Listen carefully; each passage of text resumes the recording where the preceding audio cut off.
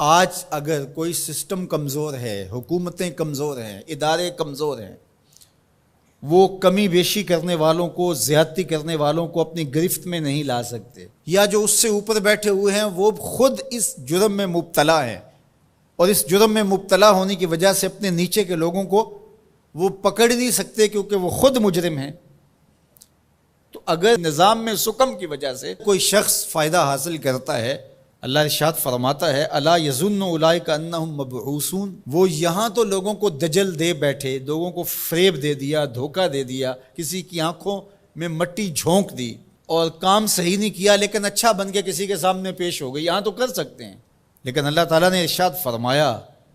کیا وہ بھول گئے ہیں ایک ایسا دن بھی ہے جس دن وہ اٹھائے جائیں گے، لیوم عظیم، وہ بہت بڑا دن ہوگا، 50,000 سال کے برابر ایک دن ہوگا، خوف وحشت ابدان پہ طاری ہوگی، اور اتنا گرم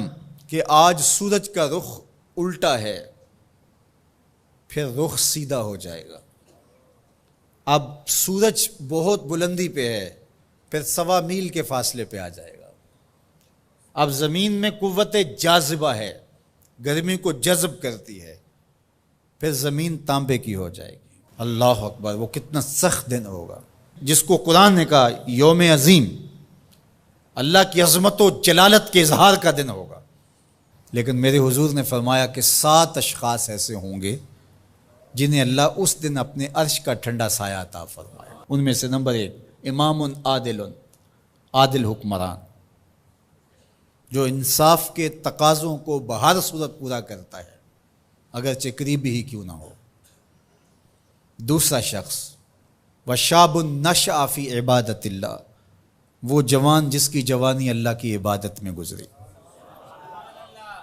آج تو میرے جوان کی جوانی سوشل میڈیا پہ گزر رہی ہے، آج میرے جوان کی جوانی تو گلیوں چوکوں اور بازاروں میں گزر رہی ہے۔ تیسرا شخص وَرَجُلٌ قَلْبُهُ مُعَلَّقٌ بِالْمَسَاجِدِ، وہ آدمی جس کا دل مسجدوں سے جڑا رہتا ہے، مسجد سے نکلنے کو جی ہی نہیں چاہتا۔ کتنے خوش نصیب لوگ ہیں جو مسجدوں کے ساتھ جڑے ہوئے ہیں۔ ایک روایت میں فرمایا جس شخص کو مسجد کی دیکھ بھال کرتے دیکھو، مسجد کی صفائی کر رہا ہے، وہاں پڑی ہوئی کوئی نامناسب چیز اٹھا رہا ہے، مسجد میں روشنی کا انتظام کر رہا ہے، مسجد میں خوشبو کا انتظام کر رہا ہے، مسجد کے کاموں میں لگا ہوا، اگر کسی شخص کو دیکھو اس کے ایمان کی گواہی دے دو، یہ بندہ مومن ہے، یہ مسلمان بندہ ہے۔ تو فرمایا چوتھا شخص وَرَجُلٌ دَعَتْهُ امْرَأَةٌ ذَاتُ مَنْصِبٍ وَجَمَالٍ فَقَالَ إِنِّي أَخَافُ اللَّهَ، وہ جوان جس کو کسی خاتون نے دعوت گناہ دی اور صاحب منصب بھی تھی، صاحب جمال بھی تھی، اور قدموں میں حسن بچھنے کے لیے خود بےتاب ہوا، اور اس جوان نے آگے سے کیا کہا انی اخاف اللہ، تیری بات کیسے مانوں، رب سے ڈر لگتا ہے۔ تو حضور نے فرمایا قیامت کے دن جب دھوپ کڑک رہی ہوگی اللہ اس کو اپنے عرش کا ٹھنڈا سایہ عطا فرماتا ہے۔ پھر ارشاد فرمایا وَرَجُلَانِ تَحَابَّا فِي اللَّهِ اجْتَمَعَا عَلَيْهِ وَتَفَرَّقَا إِلَيْهِ، وہ 2 آدمی جو اللہ کے لیے پیار کرتے تھے، جب آپس میں ملے تو اللہ کے لیے، اور آپس میں اگر ان کی دوری ہوئی تو وہ بھی اللہ کے لیے۔ رضائے الہی ان کا مقصود تھا، ان کی دوستی کا سبب اللہ کی رضا تھا۔ چھٹا شخص ارشاد فرمایا وَرَجُلٌ تَصَدَّقَ بِصَدَقَةٍ فَأَخْفَاهَا حَتَّى لَا تَعْلَمَ شِمَالُهُ مَا تُنْفِقُ يَمِينُهُ، وہ شخص جس نے صدقہ کیا اور اتنے مخفی انداز میں کیا